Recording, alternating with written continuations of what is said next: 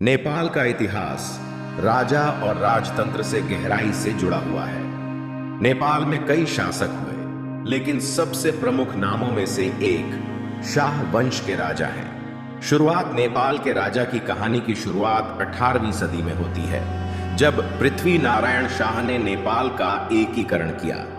1743 में गोरखा राज्य के राजा बने पृथ्वी नारायण शाह ने नेपाल के छोटे छोटे बिखरे राज्यों को मिलाकर एकीकृत नेपाल राज्य की स्थापना की। उन्होंने कई युद्ध लड़े और काठमांडू घाटी के 3 मुख्य शहरों काठमांडू, पाटन और भक्तपुर पर विजय प्राप्त की, जिससे आधुनिक नेपाल की नींव पड़ी।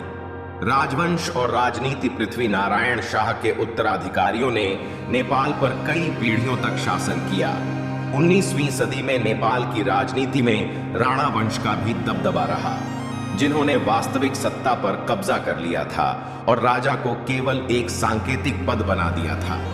1950 के दशक की क्रांति 1950 के दशक में राणा शासन के खिलाफ विद्रोह हुआ और राजा त्रिभुवन की सत्ता में वापसी हुई। इसके बाद राजा महेंद्र ने 1960 में संसदीय लोकतंत्र को समाप्त कर दिया और पंचायत प्रणाली की शुरुआत की, जिसमें राजा के पास सभी शक्तियां थीं।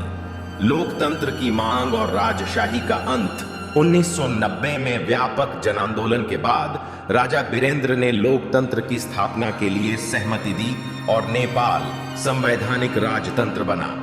इसके बाद 2001 में नेपाल में एक बड़ी त्रासदी घटी, जिसमें राजा बीरेंद्र और उनके परिवार के कई सदस्यों की हत्या कर दी गई। इसके बाद राजा ज्ञानेंद्र नेपाल के राजा बने। राजशाही का अंत 2006 में एक और जन आंदोलन हुआ, जिससे राजा ज्ञानेंद्र को भी सत्ता छोड़नी पड़ी। 2008 में नेपाल की संविधान सभा ने औपचारिक रूप से राजशाही को समाप्त कर दिया और नेपाल एक संघीय लोकतांत्रिक गणराज्य बना। इस तरह नेपाल की राजशाही का अंत हुआ और लोकतंत्र की स्थापना हुई, जो आज भी नेपाल की राजनीति का महत्वपूर्ण हिस्सा है।